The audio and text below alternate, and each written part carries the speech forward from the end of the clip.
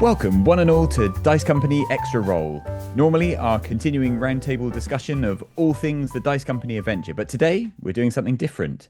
I am going to be grilling the DM himself about his tips and tricks for running D&D and other TTRPGs. So I'm joined by one hero. Hero, please introduce yourself. Hello, I'm Tom and I'm the DM.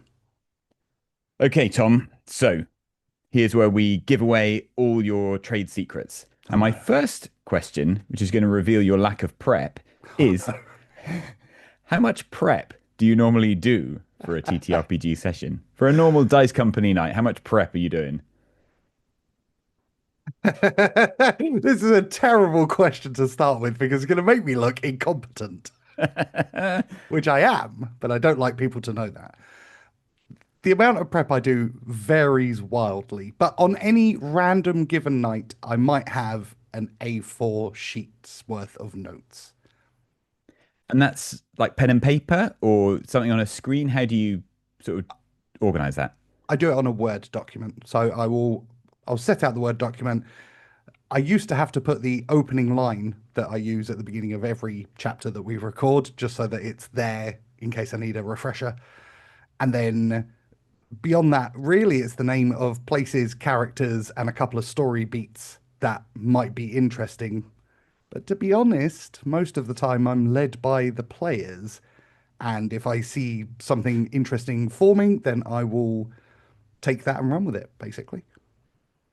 Okay, and everything else is just Cockney goblins. Cockney goblins are the greatest thing that you can have in D&D. Like they just drop in, they're fully formed characters, they help you out, and then you move on without them. Perfect. I love them. And what about the longer term stuff that you put in? So there's quite a few background kind of arcs, little threads that you've put in for us. Some of them that have gone over tens of chapters that, in fact, threads that we don't necessarily even pull until you really bring them back. Do you plan those in for a certain night, or have you got a little sort of log pile of other things that you think, oh, here's a chance to bring in that thing I was going to do? Most of the time, that stuff comes directly from my brain on any given moment. I I do run a lot of spreadsheets in the background, which is the least romantic or medieval fantasy thing you can do, as we know. But most of the spreadsheets will have a specific character or a place, and then it will have a timeline of what will happen to them during that period if they're uninterrupted by the player characters. And so it allows the world to continue even if you guys aren't necessarily interacting with a certain area or person. And a lot of the kind of small breadcrumbs, it was actually a happy accident that how it came about because the first one was, without going too spoilery, the first one was supposed to be a character who you could bring into the party as sort of a Gandalf like figure, but you guys just completely ignored that. And that then became a, well, they haven't taken Gandalf on this great adventure. So how does that tie into the story? What happens to the other things that would be influenced by this character suddenly being out in the world? Like, and the more you guys ignored the very small breadcrumbs that I put in, the bigger the mystery around it became, to the point where we actually got to reveal something. It seemed like a massive deal, like it had been incredibly well organized and planned. But the reality is, I knew where there were certain statues in this instance, put them in, and you guys just breezed past them almost every time. We did. And then you got to play us back the audio of all the times we saw statues in exactly the same posture and none of us noticed. Yeah. Yeah, that was honestly one of the biggest thrills for me as a DM. Most of the time I'm happy letting the players like take center stage at all times and I just dip in to keep things moving. But that was, yeah, I really enjoyed that moment. That's amazing. And so what about preparing a whole campaign? How much, if I said, right, you need to run series two of, Dice Company's kind of main campaign or just a home game, but a big, intending to be a big long running campaign. If I said to you, right, start on the soonest possible day from scratch, how many days, how many hours, how much prep would that require? Hmm. It's a very difficult question now that we're running this as a podcast because pre-podcast days, I would 15 start. minutes. I mean, it sounds churlish to say it as simply as that. But the reality is, you start with a vibe of a location, so a small village in a forest in the snow, and then you create a handful of NPCs, and then I usually just let the world grow out from that. So as you venture out as a party, I think, right, well, now they'll need a town, or now they'll need a city, or like bandits, or a orc encampment, and things like that. And the world just kind of grows and spreads as you adventure out. So we're together, we're learning about this world and all the things, all the intricacies of it. So yeah, the reality is the only real prep I put in at the beginning would be anything to do with character backstories that might be nicely intertwined together. So to give you guys scope to develop the characters and watch them grow, and yeah, so yeah, quite minimal really. But you said if it wasn't a podcast. So because it is a podcast, you're basically don't want to get to chapter 80 and be in the middle of stuff and just go, well, that's all, folks. We don't have an ending because I've taken us down an insane, or the players have taken us down a completely blind alley and I don't know where it goes. Yeah, no, that's I mean that's never going to happen because you guys are so creative as players, and almost every player I've ever played with in a TTRPG has a certain level of creativity that allows them to bring in wonderful ideas, and then you just spin off on those, and you just see where that idea goes, and you develop it together. And really, the DM's job is just to throw a couple of things in front and throw some tracks down, uh, like in Wallace and Gromit with the penguin, the robber, whose name currently escapes me. Feathers McGraw. Feathers McGraw, and he's constantly laying track quickly as the train chunders along. That really is what a DM does. Um, for our specific podcast, it was slightly different because you guys came with such monumental backstories for each character, which is not always the way it works. I thought, well, there's a lot of scope here to take these backstories and begin to intertwine them and move them together so that big character moments can be shared between two players, or have like create a small amount of conflict that might be interesting for dramatic purposes, things like that. So there was quite a lot of work went into that, which is only ever really ruined when characters get themselves killed. No comment. Get themselves. Well, anyway, let's not go down that line. Uh, and what about so for running the dice company, social media? I definitely see people saying among their pet peeves, people that arrive with a 17 volume backstory. Is there such a thing as too much backstory to bring as a player? What you've got to remember is that DMs are human beings with a limited amount of time, and so What? I know it's outrageous. So if you hand them 27 pages front and back telling the rich and deep story of your character, one, you've got to be a phenomenal writer to make that actually interesting. And two, you're sort of commandeering a large part of the world because the world has to accommodate that enormous backstory. And there are a lot of DMs who would push back against that because a lot of the fun of TTRPGs is having limited backstory, and you learn about the character as the character reacts to certain things, and they develop and they go off in directions you would never imagine. Whereas if you're writing it like a novel, you're sort of boxing yourself into, this is who my character is, this is who he'll always be, no change. The world will change to me, not me changing to the world.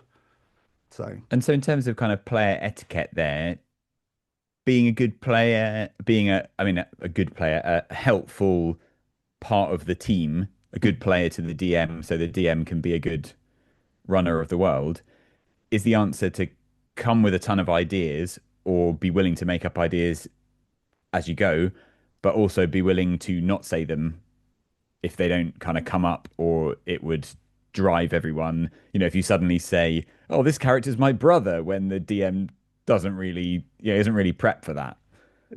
yeah, I mean, again, most DMs can work with those big twisty moments, but they're a little bit self-indulgent, I would say. And really, the best thing you can bring as a player is flexibility, because it's important that you as a player have a really good time, but it's also important that the DM has a good time and that the other players at the table have a good time. So the more flexible you are with the character and your behavior, and more accepting of other people's characters and their behaviors, the better the game will flow and the more fun you will all have, Okay, broadly and so speaking. to expand on that, what would, and I guess there's many answers to this, but what would make a good player? The most important aspect for a player is active listening. So if there's a scene happening in which you are not a main part, pay attention to that scene because you never know when your character might be drawn back into the scene or into the adventure or into the moment that's happening. And if you are suddenly shunted back in and you have no idea what's going on and need someone to quickly recap it, you're gonna kill the vibe outright. So listen to the other players. If they're going in a specific direction that's fun and there's a general wave of enthusiasm from the other players in the table to go in a certain direction, go in that direction. Don't push back against it. Don't say no. You know, it's for everyone. It's a joint collaborative storytelling adventure. So you really should, again, flexibility coming back into it. Just go in that direction. Go with them. Amazing. No notes. Okay, and what about number of players? What's the maximum number of players that you would comfortably run a game for? Obviously, all at once at one table. Comfortably, I think I could do five, maybe six. I have done nine before, which is way too many. The only real problem with running for that number of players is that there will be extended periods where a certain number of players will not get to do things, and that's a problem. You know the old adage of never split the party. The main reason people, they say don't split the party because the DM will kill you, etc., etc. The reality is don't split the party because you don't want to make the other players at the table watch you play a solo adventure for however many minutes while they sit there doing nothing. It's like, that it's not about the solo player in that regard. So yeah, I think I think five is probably my maximum for comfortableness. And any more, I think it would risk damaging the game. Fair enough. Okay. And so what makes you as a DM or GM enjoy a session? Ooh, that is a question.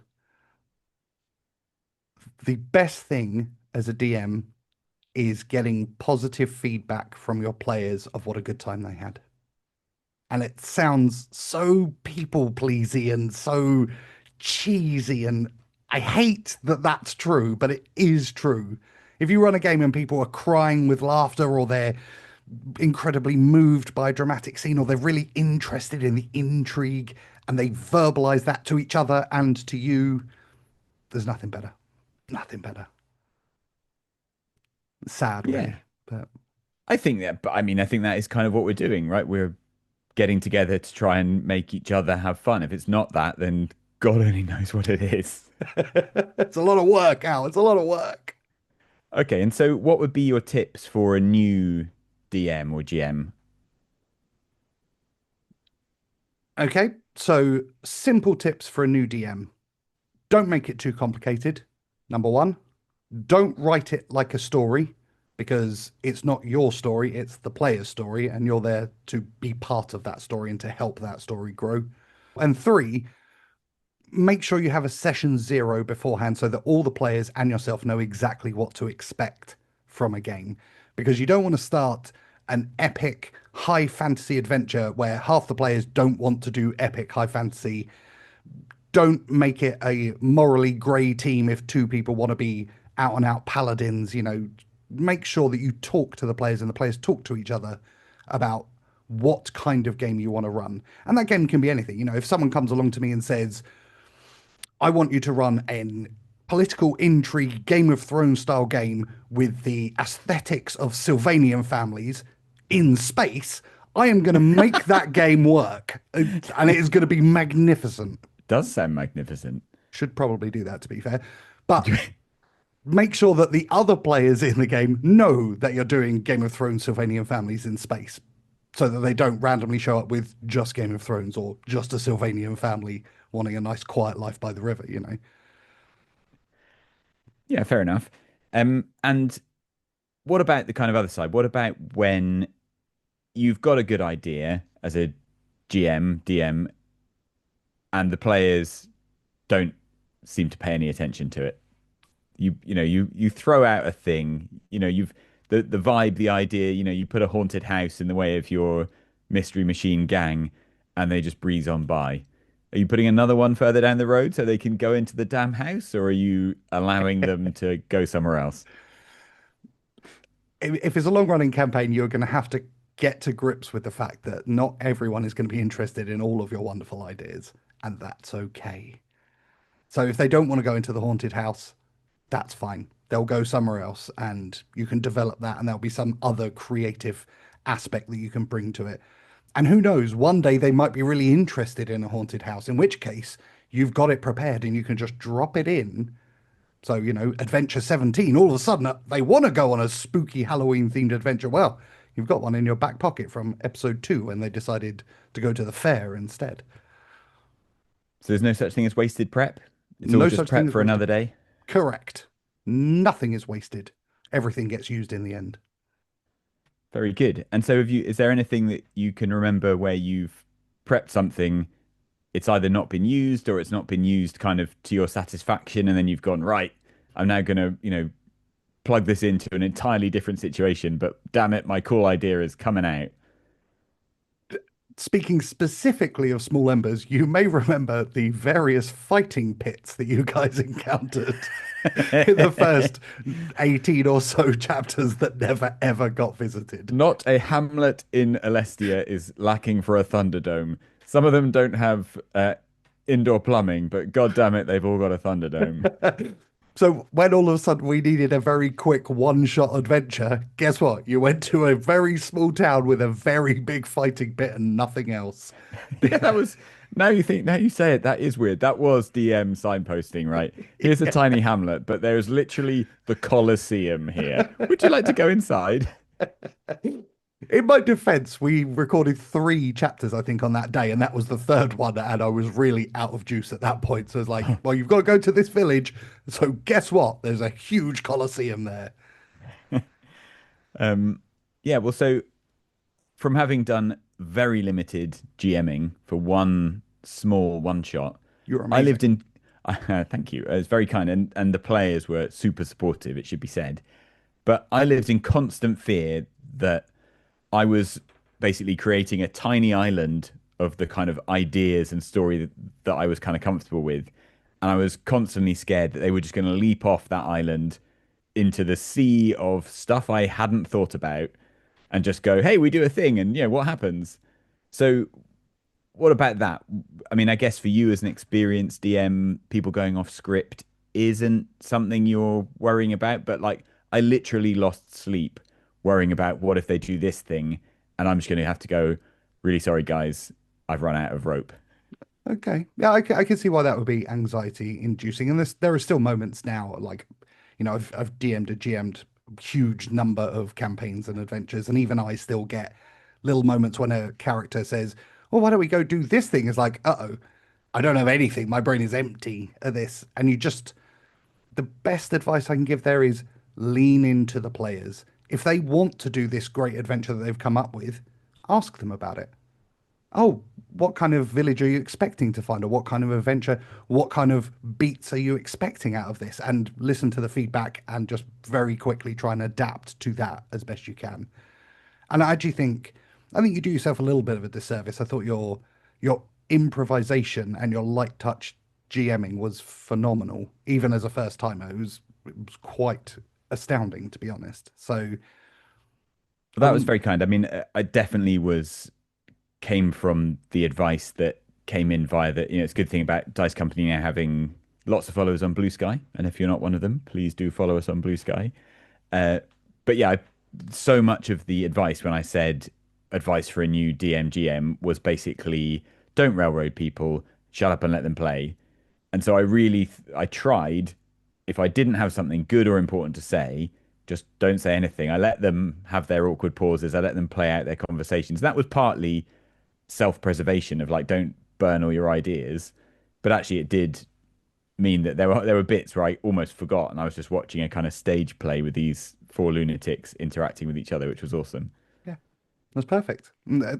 I think the best thing you did was you took in a lot of advice from a lot of different areas, and you really seemed to take that advice on and actually implement it, which is actually a lot harder than people suspect it is. And yeah, I thought you did very well. I'm very interested to see what you do next because I feel like Kids on Bikes, while the setting and the vibe was very much up your alley, I'm not sure horror is necessarily is the thing that you're most interested in. So I'd be interested to see where you take it next.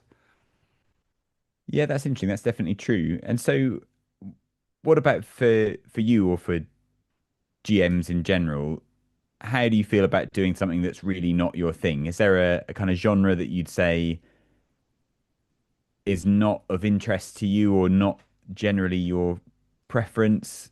And then would that put you off doing it? Or is sort of riffing off the players fine because you're having fun with the players? So it doesn't matter too much what the kind of game is. But I think it's fair to say that every DM has their favorite types of genre and vibes. And so I would be less comfortable with a kind of period drama or a particularly emotional, let's deep dive into our own feelings. I don't think I would be particularly good at that. I certainly wouldn't be comfortable, and I think it would take a lot of prep work for me to try and figure out exactly what it is, what enjoyment people get out of that kind of genre, and how I could create that in a gaming space. I feel like maybe for that one specifically, it might be more about the players, just letting the players do the thing. But yeah, I think I would probably struggle with that. That probably means I should run a game like that, but it's good to confront your fears on these things and to push your boundaries a little bit. Yeah, for sure. It's an interesting idea. I mean, I guess you'd have to have a group, at least a group of players who are super up for that, because otherwise maybe you're just forcing the issue. Like there's got to be at least one person who's kind of saying, guys, we've got to do this kind of game. Otherwise, what are you doing? Yeah, yeah. Um, Whereas most others, I think if you can find cultural touchstones. So if someone says, I want to do a Star Wars type game or a Game of Thrones type thing or a Marvel type thing or a Doctor Who style thing or a Red Dwarf, any of these TV film, that's particularly what I know, but also books, Agatha Christie, if you really want to go that way, I wouldn't suggest it because she's terrible. But got to get in a jab. always to hell with Poirot. I think I think it's important that everyone understands what vibe it is you're going for and everyone is on the same page from the beginning. So I think and I think it's good to have those as well so that people in their heads they know what they're aiming for. Like if you go into a game of Mothership, for instance, you're not going to have a very deep emotional connection to the characters because this is an 80s sci-fi action horror, so they're going to be dead in 10 minutes. So, don't get too attached. Okay, and so on that note, because you talked about Mothership, one shots or big campaigns? Big campaigns. Okay, expand for me. Talk to me about the kind of pros and cons. One shots are fantastic if you have limited time with a set group of people and you have a very short story or type of adventure that you want to play. So something like Mothership works fantastically in one shot form, the kind of 1 to 6 sessions, as we call it. And you know that your character is not going to survive much longer than that, or, any of them, to be honest. And so you go into it with it's very light-hearted, it's very fast-paced, not necessarily a huge amount of depth, but certainly a lot of humor and enjoyment comes out of it like that. Whereas a long campaign, which is what I really enjoy, you have huge amounts of time for character development and world building and big dramatic moments that are built up like watching a TV show. It's fun to watch a 90s action film in an hour and a half, but it's for me especially it's really satisfying if you've got 10 hours worth to build up the characters and make the moments feel important and yeah, give it some heft. It's like the kind of switch from movies to Netflix series as like the main, like the biggest actors now do Netflix series, whereas I don't know, like 20 years ago they were movie actors. Yeah. Okay. So moving on to podcasting. So Mhm. we've been doing Dice Company for a little over 2 years. Mhm. If you could go back to DM Tom on day one, that plucky little guy setting out like a little chick stepping out of his egg onto an icy lake, Try to do his best. trying to do his best with his little school bag and his packed lunch, what would you say to him about the journey ahead? Or would you just not tell him anything and just say, good luck, kid? It would be tempted to do that. Okay, so advice I would give to newcomers to actual play podcasting are first things first, make sure you get your audio to the level that you're happy with as quickly as possible because it is endlessly infuriating to go back to early episodes and listen to worse quality than later on. Now, there's always going to be some improvement over a period, but it's really annoying when you go back and listen to the early ones. I would 100% get a session zero in and make sure that every player knows exactly what kind of story you're all trying to tell. That is key and something we did not do. Really kicking myself about that. I would, I would definitely say that it's it's probably worth recording 5 episodes that you plan never to release so that people can get comfortable playing their characters, have a very rough idea of who they are and the kind of world and the story that you're telling, and just feel comfortable with the process of listening to yourself. Because I think it's true that one of the things that we really struggled with was listening to our own voices, and you have to get over that, and you have to get over it quickly. So the quicker you're comfortable with it, and so don't rush it. Get 5 episodes in, fully edit them so that you're happy with the product, and then do the first episode after that. If worst comes to worst, you can always release those last 5 as special episodes if you ever make it popular. But yeah, I think those are the keys for a first time actual play. Um, oh, and actually edit your stuff. No one's got time to listen to 4-hour recordings. Cut it down. Are there any famous podcasts that don't do that? Critical Role is the most famous actual play, and it is wonderful. They're all so talented, and I actually wouldn't recommend to them that they cut it down because I do, I have listened to and watched a lot of their stuff, and it is great. But you can't be the next Critical Role no matter how good you are. So don't try to be. Look at the things that they're doing that maybe aren't working and do those better. So Critical Role don't really put much time into editing or sound design. That's something that we can do. So that's what we did. We're not going to beat them at acting or having a built-in audience in the first place or catching lightning in a bottle at exactly the right time when they needed to go along with all of their incredible talent. But we can edit and we can sound design and we can do all of those other things. So make yourself the best at that, whatever it is. Don't try and copy Okay. them.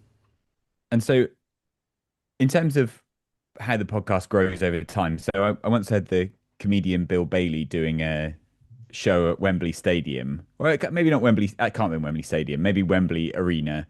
And so he starts by saying, "Good evening, Wembley," and then talks about his own meteoric rise to fame, and then adds that if that would be if the meteor was being dragged across a ploughed field in northern Poland by an arthritic donkey. So, talk to me about kind of staying the course and kind of growing the podcast because, I mean, it's free and we're, putting things out on social media. We're obviously doing everything we can to encourage listeners, and we're very lucky to have, some really keen listeners and a wider base of, quite a, yeah, I don't know, several hundred at least people who listen to the show every week. Hmm. But still, it's not easy to find an audience. There's a hell of a lot of actual plays out there and a lot of other podcasts. So, yeah, what would you say about kind of sticking it out through that process? It's very tough and it's incredibly demoralizing. And you really do go through the period where you first start and you think, my God, we're the best. We're we're the next big thing waiting to be discovered. And then the more you do, you go, oh, actually, no, we're not so good at that, and oh, we could improve upon that, and oh, actually, no, we're not amazing, but we've got something, and we need to grow and work and improve upon the thing that we have. But in terms of creating an audience for yourself, I mean, first off, so much of that comes down to luck, and that's if this was a Diary of the CEO episode, I'm sure this isn't what would be being said. It would be about grinding and getting up at 6 in the morning and splashing your face with cold water and, working for 2 days within a 24-hour period because you want to work twice as hard as the next person, blah, blah, blah, blah, blah, blah, blah. But the reality is, we all have one day per day and we all have lives as well. And if this isn't your job in the first, you're not blessed with some huge monetary backer from the beginning, you're going to have to make compromises. But the key is you have to enjoy what you're doing because a huge amount of your free time will go into this and a huge amount of your passion will go into it. And you'll get knocks along the way, and there'll be people who don't like what you're doing or who complain about things. And you have to The develop players. quite a thick skin. Players, yeah, exactly. You guys are terrible. But you've got to develop a thick skin, and you really do just have to keep working at it. And you can only keep working at it if you love doing it. And then the process of growing it becomes the goal rather than some mythical end off place where you're incredibly famous and rich and, eating caviar off of a golden spoon.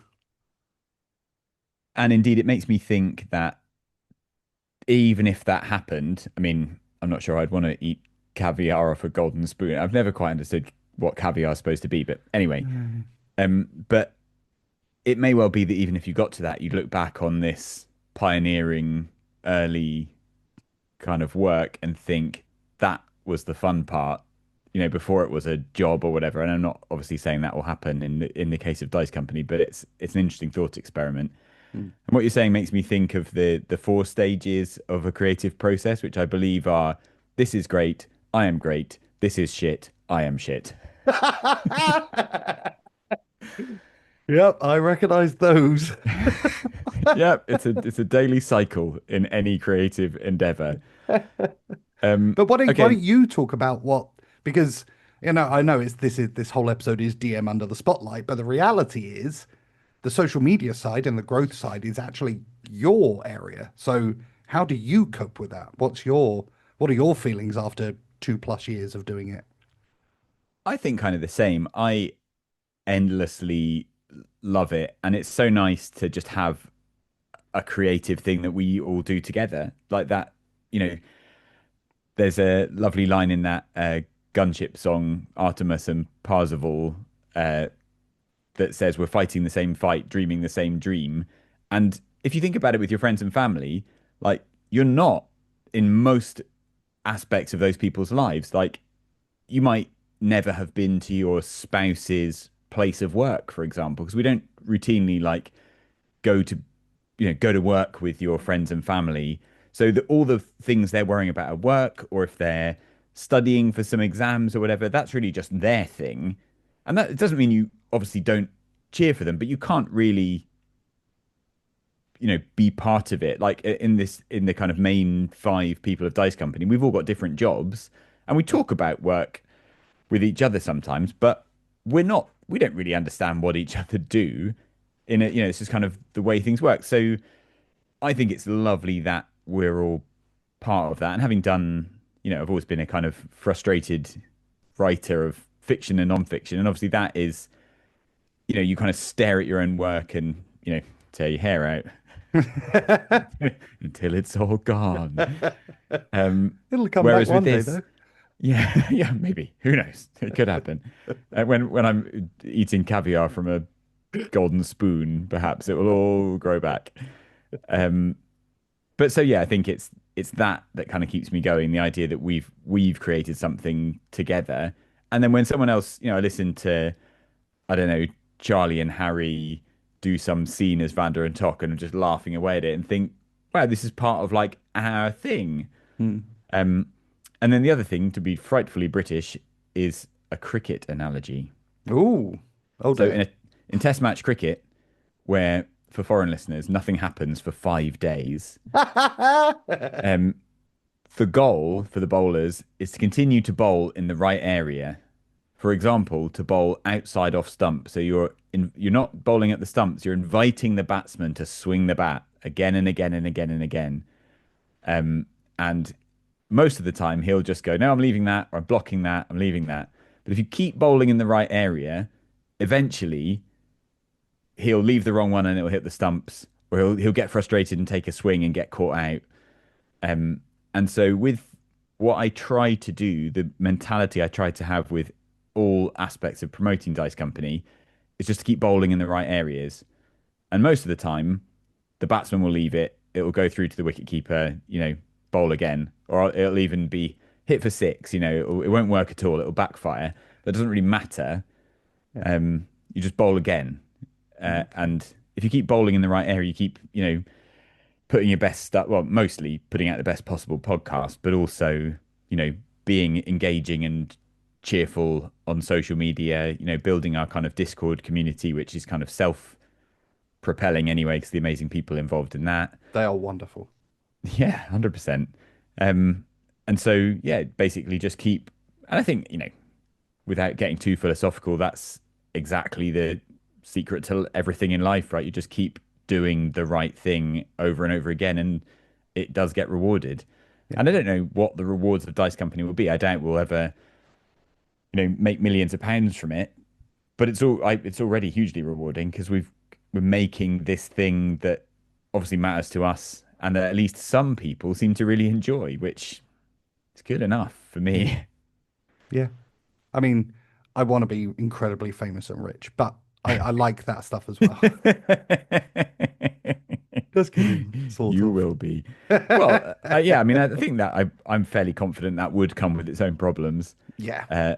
I mean, yeah, I mean, I won't say that I wouldn't be amazed and delighted if, Dice Company kind of expands and, more people listen and, get more Patreon subscribers and we can, I don't know, maybe the ideal would be we can each drop a day or two at work so that you're partly, you've got some kind of formal time for this. Yeah. So talk to me about the time though, because so you put in a lot of time into half-assing the planning, but Mm. also Very much. Thanks also, for but I mean the that. It's oh, true, you said but it, you I said it did. yourself. But what about the editing? I think the editing is presumably the biggest time drag for you. And, so talk to me about the editing process. How long does it take to edit an episode? And when do you sleep? Okay, so the editing process is incredibly rewarding, I should say, first off, before I give you some raw numbers. That being said, it takes, I think I timed it, and I'm roughly getting about, I'm quicker now, so maybe 5 minutes worth of edited stuff per hour that I put into it. And so it will take me, I rarely manage to fully edit an episode in under 12 hours. So that's the baseline. Some, like chapter 80, for instance, that took maybe twice that because there was just a huge amount. We were drawing from multiple sources. I was trying to level the sound between all of that and give it the kind of oomph that it needed for how important it was. Mm. Yeah, I think 12 hours as a basic. And then, of course, extra roll actually is a lot easier because it's just us talking. There's almost no editing that goes into that. I literally just take the recording, cut out maybe 10 seconds worth of stuff, slap some music on the beginning and end, and release it. But Take out all the libel and swear words, yeah, exactly. illegal appropriation of brands. Oh, yeah, every time with you guys. Um, but in terms of when I do that when I can. I work a full-time job, so Monday to Friday, 9 to 5 are out of the question, as are the traveling time on each side of that. And so I record on a Tuesday, I play in a home game on a Wednesday, and I see my family on a Saturday. And so the rest of the time is editing time or prep time, mainly editing time. I do occasionally watch some TV, maybe have a nice dinner, but. And you would be surprised how long you can keep that up. It really started to drag for me earlier in the year, maybe around March, April time heading into the summer, because I was also remastering old episodes alongside making the new ones. So my free time was basically non-existent for about 2 months. And by the end of it, I was just completely fried. I had nothing left. And that was stupid. So I'm not going to do that again. So it's very important if you are going to go this route and spend a huge amount of time trying to edit it to make it the best it can possibly be. I suppose the two pieces of advice are make sure you look after yourself, key, and two, maybe just release an episode once every 2 weeks rather than once a week, like we've decided to do. Um, that being said, I wouldn't change our release schedule now because I think I like listening to things that come out every week. And so I think the most important thing we can do, certainly from the way that I look at it, is what do I like about a podcast? And then make sure you do that. Make sure that you like the podcast you're going to make or the actual play you're going to make. And if you wouldn't listen to it, then don't make it. Good advice. And then as we draw this to a close and trying to hit our standard quota of insulting everyone from the Dice Company quintet who doesn't turn up, is Yes. there a case for getting those three lazy bastards to do more of the work? Well, I mean, we've tried, haven't we, Al? Isn't that what we've been doing for 2 years? Desperately trying to, stick a rocket up their backside. And before we hear from anyone's lawyers, I'm afraid that is all we have time for on this episode of Extra Roll. Only remains for me to thank our hardworking DM for all his incredible hard work, doing 98% of everything Dice Company. I do the other 2%. Thank you. Thank you very much, Tom. And thank you, everyone, for listening. Join us next week when we talk about something else probably related to Dice Company, or maybe just shit talk the other three if they don't turn up. Yeah, let's do that.